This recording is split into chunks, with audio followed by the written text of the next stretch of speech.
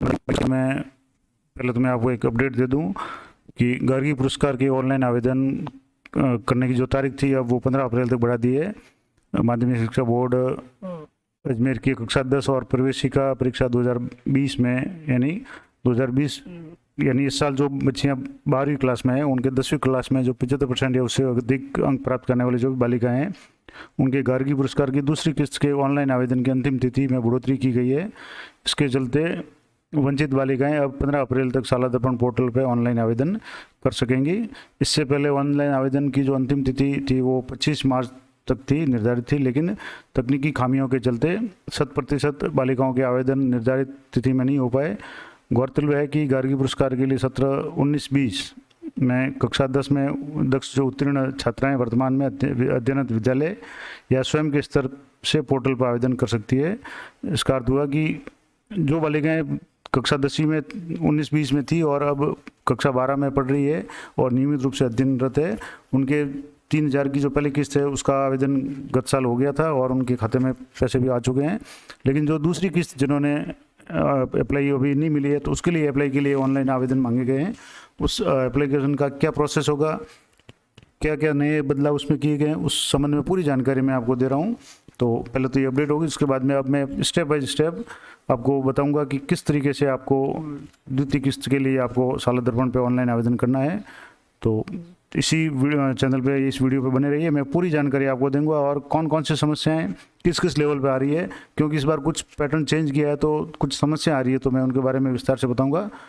तो आइए चलते हैं शाला दर्पण की साइट शुरू करते हैं। सबसे पहले शाला दर्पण की जो मुख्य वेबसाइट है इस पर जाएंगे और शाला दर्पण .nic.in पे, और इसमें नीचे जब स्क्रॉल करेंगे तो इसमें अलग अलग तरह के जो इसमें मॉडल दिए हुए हैं, डीएलएड का है, स्कॉलरशिप का, राजस्व पोर्टल है, इसके अलावा इंटर्नशिप का है। उसके बाद में इसको और आगे कहेंगे तो मॉडल स्कूल है, SIT UKG वोकेशनल, और इसमें बालिका प्रोत्साहन, बालिका शिक्षा प्रोत्साहन का जो मॉडल है इस पर क्लिक करना है। इस पर क्लिक करते ही आपको बालिका शिक्षा फाउंडेशन का पेज मिल जाएगा। इस पर गार्गी पुरस्कार, बालिका प्रोत्साहन पुरस्कार, गार्गी पुरस्कार द्वितीय किस्त, आपकी बेटी और शारीरिक अक्षमता से संबंधित जो भी है अलग अलग टैब दिए हुए। तो इसमें सबसे पहले आपको गार्गी पुरस्कार के संबंध में एक मैं जानकारी दे दूं। कक्षा 10 के लिए जो गार्गी पुरस्कार है, अब कई लोग उसमें कन्फ्यूजन है कि कई लोगों को पता ही नहीं है कि दूसरी किस्त आती है।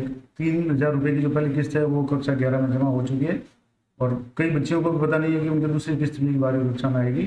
तो इसके लिए मैं पहले तो ये जानकारी दे दूँ कि ये योजना 1998 में शुरू की गई थी और इसके अंतर्गत माध्यमिक शिक्षा बोर्ड अजमेर द्वारा आयोजित माध्यमिक और प्रवेशिका परीक्षा में 75% या इससे अधिक अंक प्राप्त करने वाली बालिकाओं को कक्षा 11 और 12 में नियमित अध्ययनरत रहने पर प्रति वर्ष, थोड़ा इस पर गौर करिएगा, प्रति वर्ष राशि 3,000 रुपये और प्रमाण पत्र देकर पुरस्कृत किया जाता है।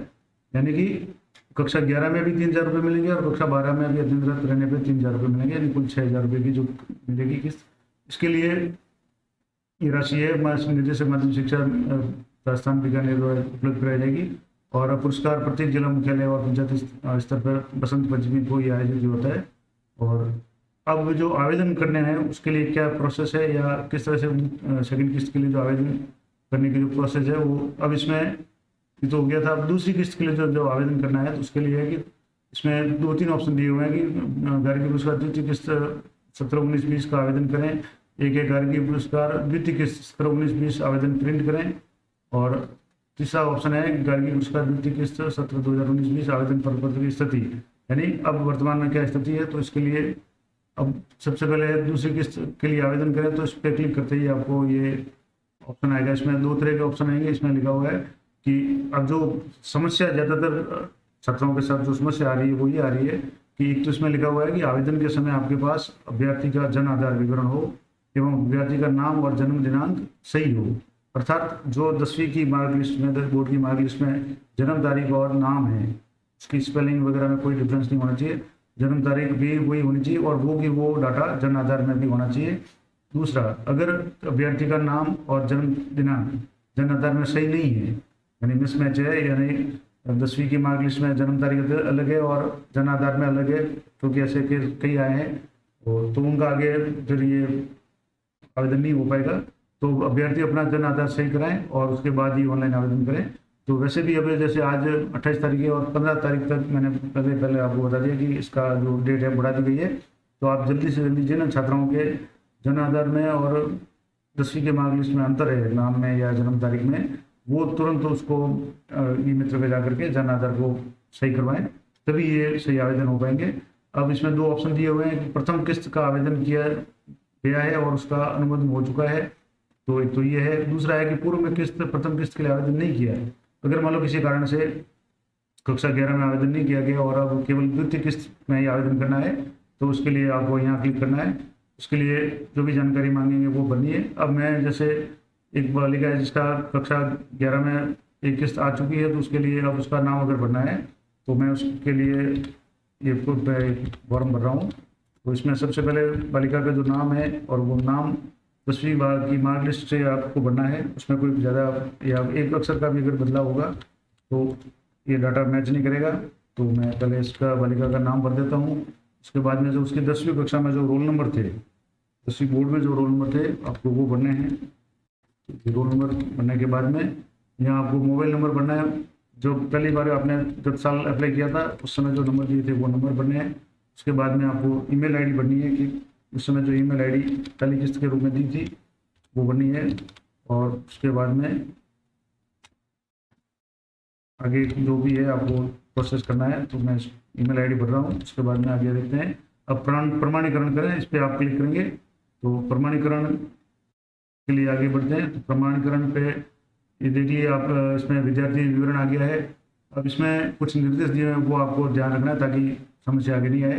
पहला तक सभी प्रविष्टियाँ करना अनिवार्य है और टेक्स्ट केवल अंग्रेजी में भरना है। आवेदन प्रपत्र की सभी प्रविष्टियाँ पूर्ण करने के पश्चात फाइनल सबमिट करना आवश्यक है। और फाइनल सबमिट से पूर्व आवेदन प्रपत्र पुनः जांचें और सुनिश्चित करें, क्योंकि आवेदन प्रपत्र सबमिट होने के बाद में कोई बदलाव संभव नहीं हो पाएगा। फिर फाइनल सेव बटन पर क्लिक करने के पश्चात ही आवेदन प्रपत्र है वो सेव होगा और एप्लीकेशन नंबर आपके मोबाइल और ईमेल आईडी पे SMS के माध्यम से प्राप्त होगा। और इस एप्लीकेशन नंबर को भविष्य के लिए सुरक्षित रखना है। अब जैसे मैंने बालिका का नाम, पिता और माता का नाम और जन्म 10वीं रोल नंबर भरने के बाद में जो प्रमाणीकरण किया, जिसमें इसके पिता का नाम, माता का नाम, छात्रा की जो कैटेगरी है ST SC OBC जनरल जो भी है, 10वीं के रोल नंबर, वर्ष यानी इस साल कौन से वर्ष में 21-22 में है और प्राप्तांक कितने आए थे कुल और उसने कितने अंक प्राप्त किए, उसकी जन्म तारीख, मोबाइल नंबर और ईमेल आईडी, ये सारे इसमें डाटा अपने आप आ चुका है। इसका मतलब ये प्रमाणीकरण हो चुका है। अब इसमें नेक्स्ट जो स्टेप है कि अभ्यर्थी प्रमाणीकरण का प्रकार, इसमें 2 तरह से, अगर बालिका गवर्नमेंट स्कूल में है उसके लिए है या प्राइवेट स्कूल में है। तो अब जैसे ये बालिका राजकीय विद्यालय में है तो अब इसमें 2 ऑप्शन है, या तो इसको SR नंबर से भरें या NIC ID से। SR नंबर आपको स्कूल से मिल जाएंगे और NIC ID भी आपको सलाह दर्पण पोर्टल पे स्टूडेंट जो डिटेल है प्रपत्र 5 है उसमें मिल जाएगी।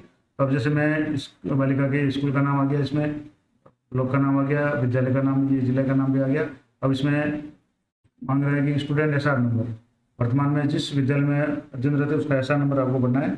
उसका SR नंबर मैं भर रहा हूँ कि SR नंबर भरने के बाद में अभ्यर्थी का वर्तमान में अध्ययनरत विद्यालय प्रमाणीकरण करें। SR नंबर भरने के बाद में यहाँ क्लिक करेंगे तो ये प्रमाणीकरण हो जाएगा कि इस विद्यालय में इसी SR नंबर पर ये बालिका अध्ययनरत है या नहीं है। अब ये प्रमाणीकरण हो चुका है तो इसके आगे का जो स्टेप है जन आधार का विवरण।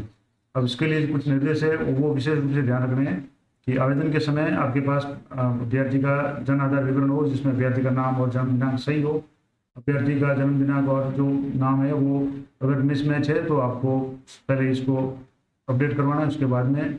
और दूसरा है कि अभ्यर्थी को अपने खाते में राशि लेनी है तो जन आधार में अपना अकाउंट नंबर अपडेट करें, ये भी थोड़ी गौर करने लायक बात है। और उसमें अपना जन आधार नंबर के साथ साथ जन आधार मेंबर नंबर भी अपडेट करना है और उसमें भी अभी भरना है। जैसे कि मैं इसमें ये बालिका की मैं डिटेल भर रहा हूँ, इसमें सबसे पहले इसका जन आधार नंबर भरना है जिसके माता के नाम से जो जन आधार बना हुआ होगा तो वो डिटेल इसमें भरनी है जन आधार की। तो मैं जन आधार की डिटेल भर रहा हूँ, उसको एक बार भरने के बाद उसको फिर आगे प्रोसीड करेंगे। तो ये मैंने इसके जन आधार नंबर भर लिया। अब इसमें जन आधार मेंबर नंबर, यानी प्रत्येक जन आधार में जो भी मेंबर है उनका प्रत्येक का एक यूनिक नंबर होता है तो वो नंबर भी आपको यहाँ भरना है। तो मैं उसको भी एक बार भर रहा हूँ तो वो आप थोड़ा गौर से देखें। उसके बाद में नेक्स्ट स्टेप में जन आधार प्रमाणीकरण करें, यानी अब इसको वेरीफाई करना है। अगर 10वीं की मार्कलिस्ट में या 10वीं के रिकॉर्ड में, स्कूल के रिकॉर्ड में जन्म तारीख और नाम में और जन आधार में कोई डिफरेंस नहीं होगा तभी ये प्रमाणीकरण होगा, अन्यथा ये ऑथेंटिकेशन फेल हो जाएगा और आपको पहले उस बालिका को कहना पड़ेगा कि वो ईमेल पर जाकर अपना जन आधार अपडेट करवाए। तो अब जैसे जन आधार प्रमाणीकरण करते हैं तो क्या आता है, ये अभी अभ्यर्थी विवरण आ गया, ये स्कूल का नाम ये आ गया, और जन आधार विवरण में ये ग्रीन कलर का आ गया सक्सेस, जन आधार ऑथेंटिकेटेड, यानी जन आधार इसका वेरीफाई हो चुका है, इसका इसमें कोई मिसमैच नहीं है। अब ये भरते ही अभ्यर्थी का जो बैंक खाता अभ्यर्थी के नाम से हो, अब जैसे इसका सही था तो इसका नाम आ गया, IFSC कोड आ गया, इसके बैंक का नाम आ गया और खाता संख्या पे आ गई, खाता संख्या कंफर्म करें तो ये ऑटोमेटिक आ रही है। उसके बाद में बैंक शाखा का नाम आ गया। अब इसमें ऑप्शन आ रहा है कि फाइनल सेव करें या बिना सेव किए वापस जाएं। अगर आपने इसको फाइनल से अगर मान लो कोई कहीं त्रुटि रह गई है तो आपको वापस बैक लेना है, और अगर नहीं तो सारी डिटेल अगर सही हो रही है और ये ऑटो होगी, अगर आपके इसमें जन आधार वगैरह में कहीं कोई मिसमैच नहीं है तो ये मैं फाइनल सेव कर रहा हूँ। तो फाइनल सेव पे क्लिक करने के बाद में ये आ रहा है कि detail successfully save for your application number. ये एप्लीकेशन नंबर आपको नोट करके रखना है, ये दूसरे जो भी संदर्भ होगा उसमें भी काम आएगा। और अभी अपन जो इसकी स्थिति देखेंगे कि इस फॉर्म भरा उसकी स्थिति कहाँ है तो उसको भी आपको देखने में ये काम आएगा। तो मैं ये नंबर नोट कर रहा हूँ और उसके बाद में फिर आगे की प्रक्रिया देखते हैं कि क्या होता है। अब इसको ओके हो गया, अब इसके बाद में ये फाइनल सबमिट हो गया। अब इसमें प्रिंट ऑप्शन आ रहा है, प्रिंट एप्लीकेशन फॉर्म, तो ये एप्लीकेशन फॉर्म प्रिंट हो गया जिसमें आवेदन की संख्या आ गई, छात्रा का नाम आ गया, मोबाइल नंबर आ गया, जन्म तारीख आ गई, नाम पिता का नाम, माता का नाम, कैटेगरी कक्षा 10वीं, रोल नंबर 10वीं के आ गए, 17, 19, 20 में 10वीं की थी, प्राप्तांक कितने थे, प्रतिशत कितने थे, और ये ईमेल आईडी आ गया। उसके बाद में जन आधार का विवरण आ गया, जन आधार नंबर आ गया, जन आधार मेंबर नंबर भी आ गए, किस विद्यालय में अध्ययनरत है उसका विवरण आ गया, जिला आ गया, और छात्रा के जो बैंक का खाते का विवरण है, IFSC कोड, बैंक का नाम और शाखा का नाम, खाता संख्या और खाताधारक का नाम यानी छात्र का नाम, ये सारी डिटेल इसमें आ गई है। तो इसको अब प्रिंट का ऑप्शन आ रहा है इसमें, इसको प्रिंट कर लेंगे। अब जैसे मान लो अभी प्रिंट उपलब्ध नहीं है तो आप इसको PDF के रूप में सेव कर सकते हैं, जिसमें अभी फिलहाल इसको PDF के रूप में सेव कर रहा हूँ और उसको कोई भी नाम दे देंगे तो ये PDF में सेव हो जाएगी। ये हो गया। अब इसके बाद में आपको जो मैंने अभी बताया था कि इसको चेक कैसे करना है कि अब जैसे इस पेज पे आएंगे तो इसमें देखेंगे कि द्वितीय किस्त की आवेदन करें, ये जो अपना हो गया। अब द्वितीय किस्त के आवेदन प्रपत्र प्रिंट करें, तो प्रपत्र प्रिंट करना चाहें दोबारा, मान लो आप अगर भूल गए हैं तो आपको ये ऑप्शन दिया हुआ है, तो उसमें ये मैं आपको एक बार और बता देता हूँ। इसमें आपको इसमें स्टूडेंट का नाम लिखना है, इसके मोबाइल नंबर जो अभी आपने आवेदन भरते समय किए थे वो मोबाइल नंबर लिखने हैं। उसके बाद में जो रोल नंबर थे 10वीं के, तो वो रोल नंबर आपको यहाँ एंटर करना है। उसके बाद में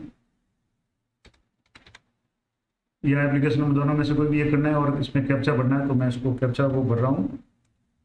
देखिए कैप्चा भरने के बाद में आगे क्या होता है, तो इसको मैं कैप्चा भर करके आपको बता रहा हूँ कि इसको अगर मान लो आप सेव नहीं कर पाए और बाद में देखना चाहे, या किसी ने सेव नहीं किए हैं और बाद में देखना चाहे, तो उसको प्रिंट एप्लीकेशन पे आप क्लिक करेंगे तो यहाँ इस वाले का ये एप्लीकेशन जो प्रिंट है वो आ गया, तो आप एक बार देख सकते हैं। तो ये हो गया। उसके बाद में अब है कि गार्गी पुरस्कार द्वितीय किस्त की 19-20 के आवेदन प्रपत्र की स्थिति। अब आपने जो आवेदन किया है वो किस स्तर पर पेंडिंग है या क्या है, तो उसके लिए आपको इस पर क्लिक करना है। उसमें वापस छात्रा का जो नाम है वो नाम मांग रहा है, तो आपको नाम भरना है और नाम के बाद में उसके मोबाइल नंबर जो आपने दिए थे वो भरने हैं, तो मैं मोबाइल नंबर भर रहा हूँ। उसके बाद में आपको रोल नंबर या एप्लीकेशन ID भरनी है, तो आप 10वीं की रोल नंबर भरिए जो भी आपने भरे थे। तो ये रोल नंबर भरने के बाद में चेक एप्लीकेशन स्टेटस पे आप जाएंगे, तो अभी जो आवेदन पत्र पर की स्थिति में आ रहा है, नाम आ गया छात्रा का, आवेदन संख्या, ये आवेदन क्रमांक जो आ गया, अभी मैंने जो उसको PDF बना के शेयर दिया था ये आ गया। उसके बाद में स्थिति इसकी आ रही है पेंडिंग, और दिनांक अभी खाली आ रही है, टिप्पणी खाली आ रही है। अब ये संबंधित जो स्कूल या CBO ऑफिस से वेरीफाई होगा, और जब वेरीफाई हो जाएगा तो यहाँ पेंडिंग की स्थिति हट करके वेरीफाइड आ जाएगा। और अगर इसमें कोई कमी होगी तो वहाँ से वो टिप्पणी लिख करके भेजेंगे, तो आपको चेक करते रहना है।